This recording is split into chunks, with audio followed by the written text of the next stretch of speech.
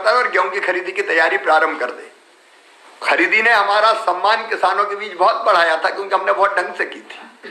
ये छोटे मोटे मामले सोच के और फिर खरीदी ना हो, ये नहीं होना चाहिए।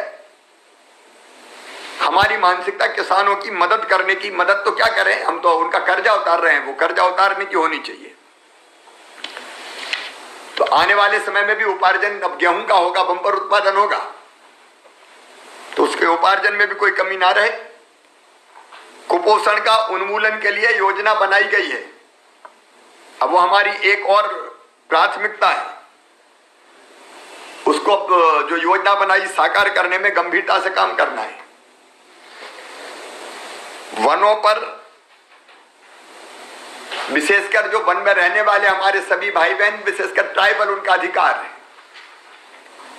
हमने पट्टा इस बार भी निर्देश जारी किए थे, 26-27 हजार पट्टे दिए हैं, और जिनका वैधानिक हक है हम आगे भी देंगे। वनोपज के समर्थन मूल्य भी घोषित करके ठीक दाम देने की कोशिश कर रहे हैं।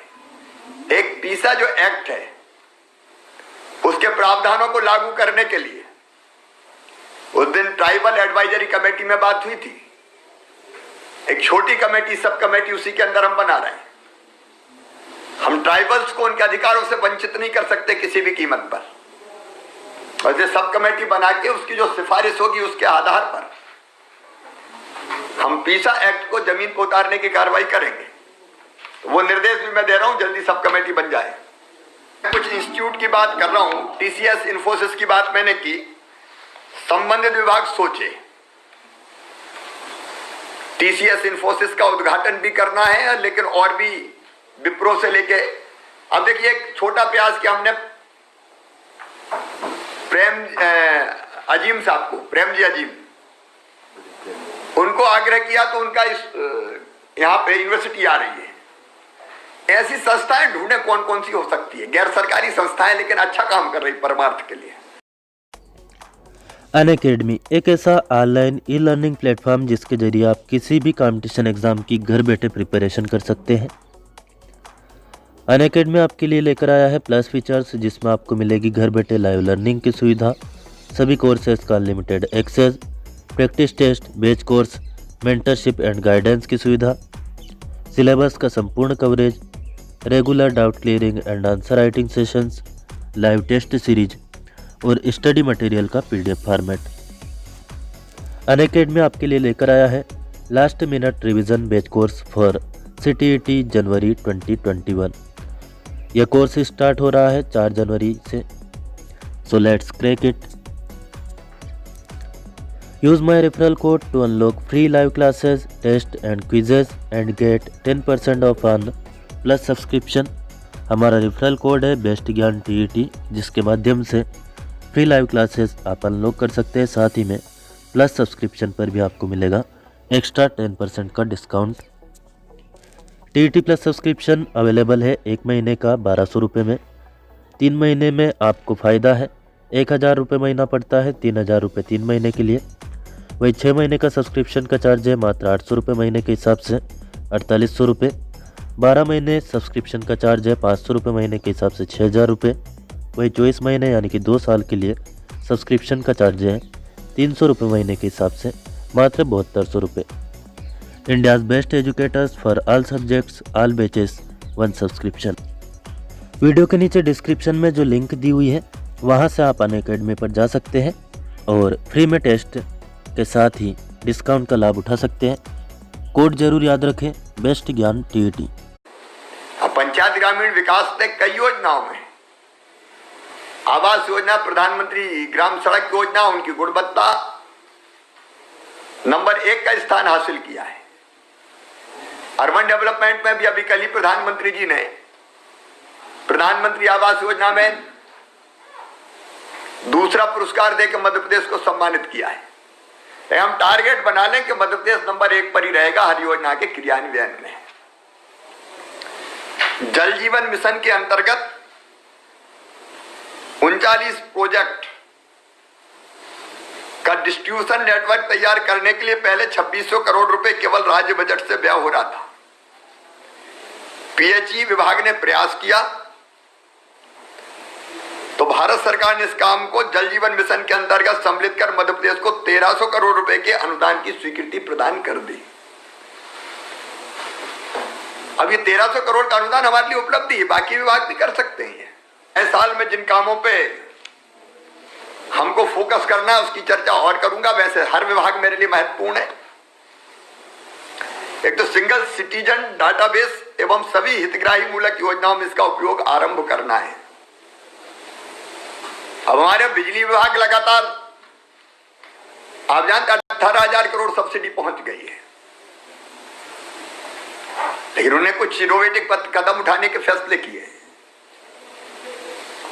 और उसके कारण लाभ होगा। हमें अलग अलग सेवाओं को प्राप्त करने के लिए अलग अलग पोर्टल पर नागरिकों को ना जाना पड़े। एक ही तरह के दस्तावेज यहां भी जमा करने, वहां भी जमा करने, ये जमाना अब चला गया। इसके स्थान पर सभी शासकीय सेवाओं के लिए एक सिंगल पोर्टल निर्माण की दिशा में काम करना है। एक पोर्टल से सारी सेवाएं उनको मिल जाए, उस दिशा में हर विभाग को काम करना है। यहां से हम काम कर रहे हैं। एक चीज और सुशासन की दृष्टि से मैं कहूंगा, समाधान ऑनलाइन में हमने महसूस किया कि हितग्राही को राशि तो स्वीकृत हो गई लेकिन मिली नहीं। अब जब कुछ मामले मुझे ऐसे मिले तो और भी होंगे। कई दिनों तक, साल 6 महीने तक राशि वितरित नहीं होती। अब ये मैं चलने नहीं दूंगा और ऐसे मामले आए तो बहुत गंभीरता से निपटूंगा मैं।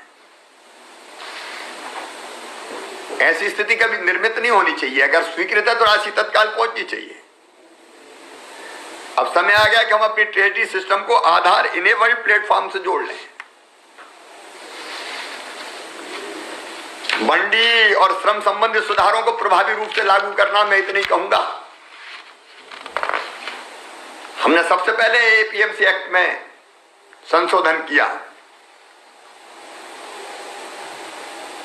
उसके विस्तार में मैं नहीं जा रहा हूं, लेकिन इन कानूनों को लाभ श्रमिक को और किसानों को मिलना चाहिए ठीक से। संबंधित विभाग इसकी चिंता करे।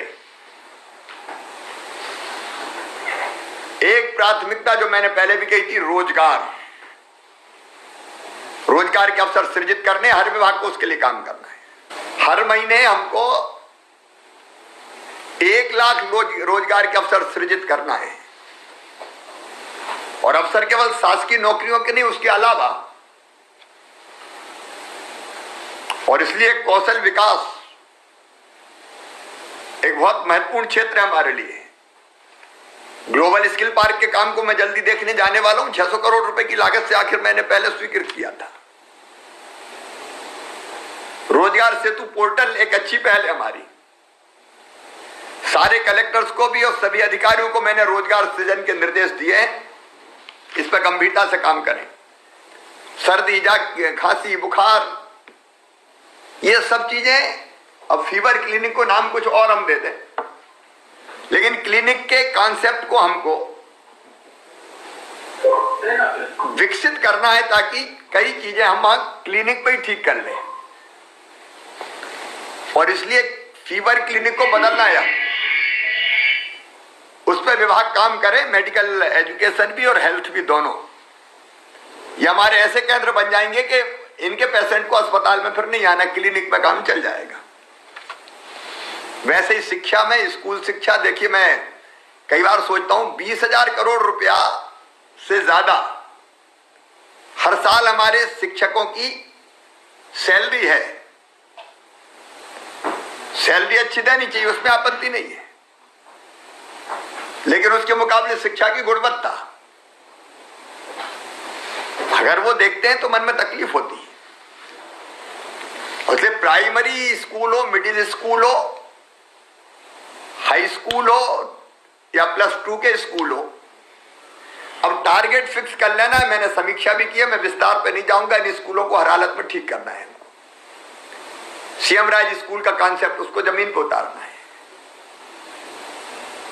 20-25 किलोमीटर के दायरे में एक बेहतर स्कूल हो, यहाँ हजारों विद्यार्थी पढ़ें, बसों से आए जाएं, उसको जमीन जमीन को उतारना है। और वैसे ही उच्च शिक्षा में केवल A++ एक ही यूनिवर्सिटी है हमारी, अहिल्या देवी यूनिवर्सिटी इंदौर। उच्च शिक्षा विभाग को मैंने टारगेट दिए हैं, उच्च शिक्षा के स्तर को भी और स्किल डेवलपमेंट के काम को भी, ITI से लेकर बाकी सब। ये कौशल विकास की दृष्टि से बहुत महत्वपूर्ण है। इंक्यूबेशन सेंटर हो चाहे स्टार्टअप जैसे प्रयोग हो, इन पर और ज्यादा ध्यान देने की जरूरत है। और एक काम जो विशेष रूप से GAD को करना है, प्रशासनिक अकादमी को उच्च स्तर का प्रशिक्षण संस्थान बनाने की जरूरत है। अफसर और कर्मचारियों का रेगुलर प्रशिक्षण जरूरी है। चिट फंड कंपनियों के खिलाफ कार्रवाई चल रही, लेकिन मैं निर्णायक कि पैसे हम कैसे वापस दिला पाए। कुछ प्रभावी कार्रवाई हमने की है, कई जगह पैसे वापस भी हुए, लेकिन इस पर लगातार काम करने की जरूरत है। आपदाओं में अग्निशमन और SDRF से बेहतर सुविधाएं, SDRF ने बहुत बेहतर काम किया, मैं प्रसन्न हूं, लेकिन उनको और सुविधाएं मिल सके और आधुनिकीकरण और दक्षता में सुधार के लिए कोई कार्य योजना की और जरूरत हो तो वो भी बनाए। यातायात दुर्घटनाओं में कमी लाने के लिए सभी विभाग अपनी भूमिका ठीक प्रकार से निभाएं और शासन स्तर पर इसकी मॉनिटरिंग भी होनी चाहिए। ये पत्थरबाजी जैसी घटनाओं को रोकने के लिए भी हमको कड़ा कानून बनाने पे काम करना चाहिए, वो कोई करे, क्योंकि ये कहने को सामान्य अपराध लगता है, लेकिन यह बड़ा, पत्थर से जान भी जाती है, पत्थर से वातावरण बिगड़ता है, इसलिए उस पर भी कड़ा कानून बनाने की जरूरत है।